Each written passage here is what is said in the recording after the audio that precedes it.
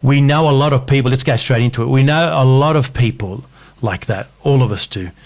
And I have them in my life still because I have to, because some of them are important people. They're family members that I love for other reasons.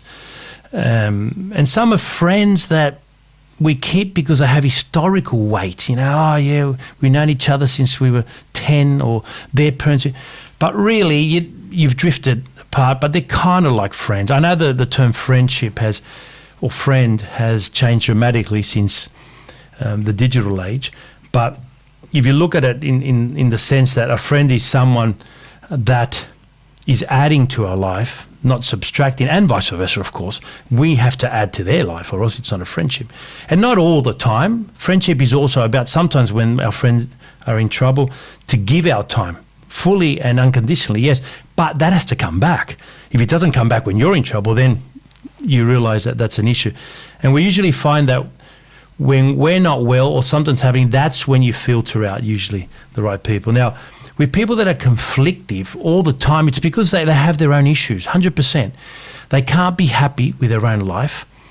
And some are, in an extreme sense, right, get in a way a certain satisfaction out of being conflictive, right?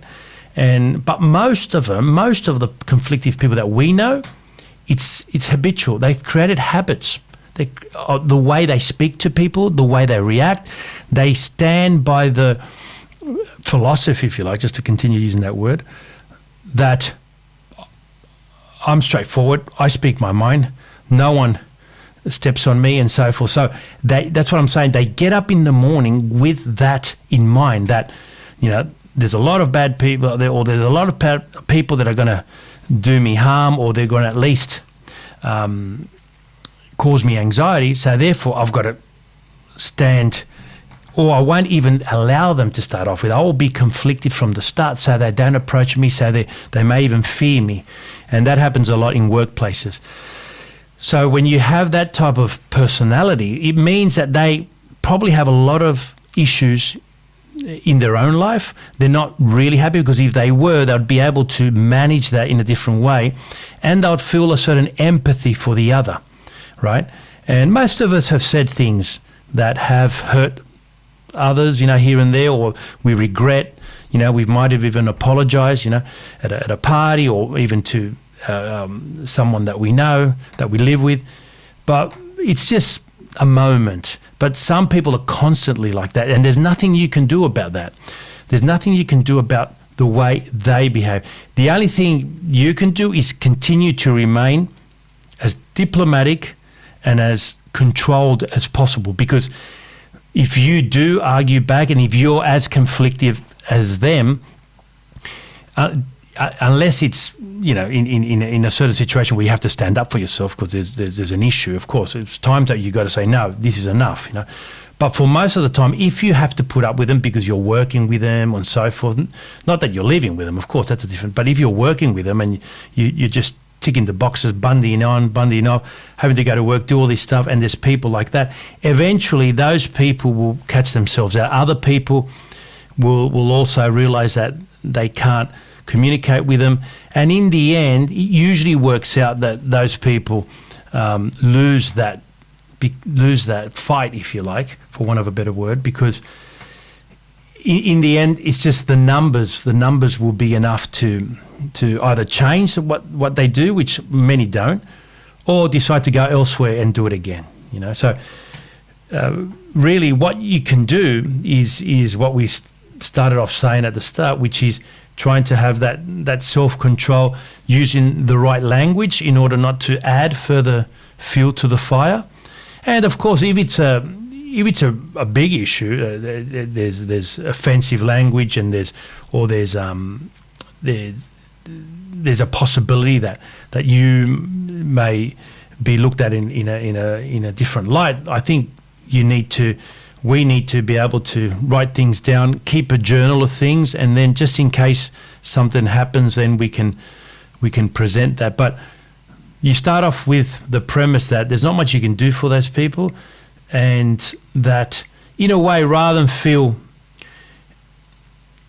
argumentative or intimidated by those people, I tell people the best thing is to have, in a way, feel sorry for them, because they're probably not very happy with other aspects of their lives, and they have one opportunity or two, whether it's at work or whether it's somewhere where they do have a bit more of authority, and they feel that now they're capable of lifting their self-esteem by pushing their weight around or by being conflictive.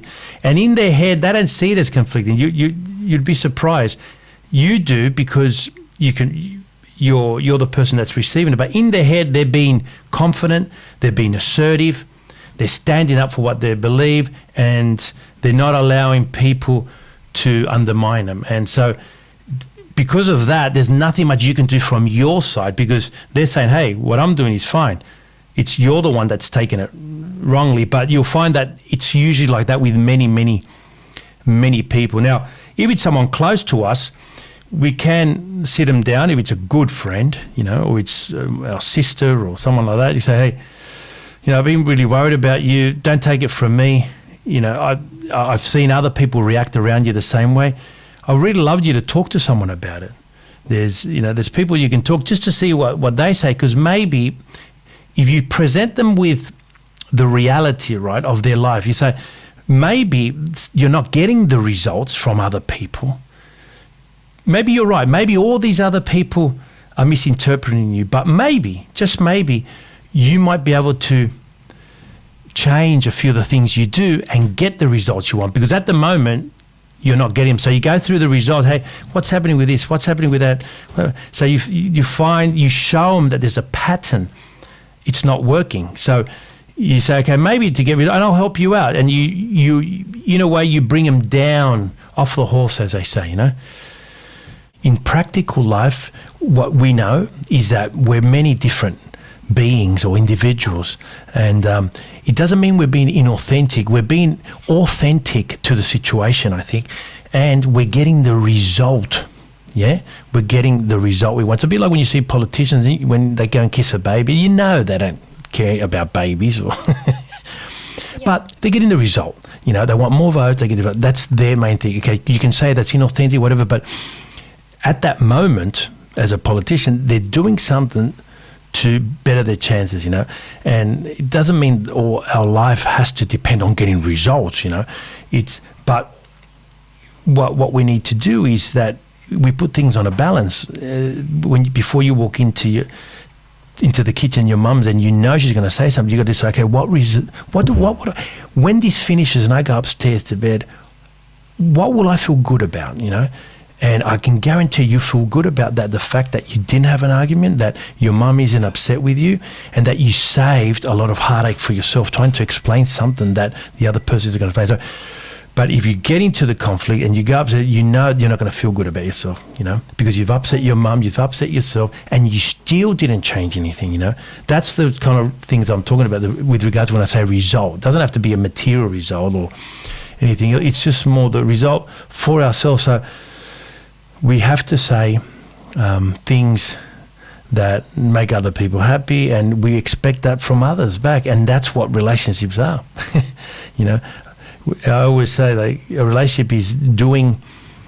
relationship is doing more of the stuff the other person likes and less of the stuff that they dislike. I know it's very clinical and practical, but if you start from that premise, it allows you then to make those little decisions on what's best for you and them, And so, and believe you me, most of the time, the person that doesn't get into the conflict comes out better in a way. If there's a third person watching, they're usually on the side of the person just taking it. It's by creating habits of thought, and it's just like learning a language. Like, you want to learn a language, you've got to start. It's tough. You want to learn the guitar, that first week, it's tough.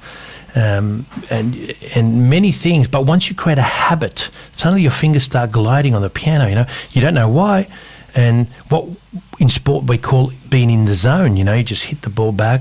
You're not really, when a good tennis player hits it on the corner, they're not thinking, I'm going to hit this on the corner. It's just their thought and body's one. They just hit it and it hits the corner. Like a lot of people say, there's no way they could have meant that. Well, no, not to that millimetrical degree, but they've done it so much and there was no thought about it, that they just allowed to be in the zone of the body and it happened. And sometimes they miss, but the more you do it, the more you get. So it's patterns of thinking. If you prepare yourself, that's what I mean. When you wake up, that's why I always talk about waking up in the morning. That's when your life starts. That's when each day is your mini life. So that's what you concentrate on. You concentrate on that. It's a bit like in AFL, they have quarters. They do one quarter, then they have the talk. They have another quarter. In some they have timeouts in basketball and in baseball. It's because, okay, let's review. Let's work up to here, and that's it. Let's do this and that. And so, if you do that every day, rather than just get up and be in the routine of the humdrum of I'm going to go to work, I've got to shower, and you don't sit back and ponder. That's right. That's 5 minutes a week to ponder. That every day you're going to get up, okay, just gather your thoughts. Okay, today I'm going to do this. And this is the way I want to live my life. I'm going to be an approachable person. I'm going to avoid conflict and what people call in motivational psychology, affirmations, And they do work to a certain degree, not all the time. You've got to keep on top of it, just like whether it's losing weight or saving money or learning a language. You've just got to do it regularly. And suddenly you form a new habit. And luckily for us, like I said, habits are formed very quickly. Within 10, 11 days, you can form a new habit. You can start smoking. Now, in 11 days, you'll be a smoker. That's a bad habit. Or you can run every day and decide to get fit. And 11 days, you'll be a runner. It's crazy. After 21 days, you've locked it in. Because if you do something every day, your brain starts getting used to it. This is what we do. And it's just like driving a car, whatever, you just do the gears. I know they're all automatic these days, but it's you just do. You're not thinking about, I'm going to turn here. So you've got the radio on, you're talking to your friend, and your body's in the zone, whether it's driving or it's talking, what I'm doing now. It's an incredibly complex process that the brain's doing. And yet the words in English, in this case, are just coming out quite naturally, So to get to that level, of course, I've been talking since I was a kid, so have you. But to get to a point to override the old pattern and install a new one, you just need to remind yourself every day, use those affirmations and look forward to opportunities. Like, okay, this is a wonderful opportunity to practice my new pattern of thought. I say that to people when I talk about building patience, When you get 2 red lights in a row, don't go, oh crap, the world's against me. I'm in a hurry and I've got 2 red lights. No. Say to yourself, this is a great opportunity for me to practice my patience. And you just wait for the green light, you take a deep breath, and the world's not against me. No one was waiting for Carlos to come up to press a button and play, let's give him a red light. No, that's just in our head. It's just random.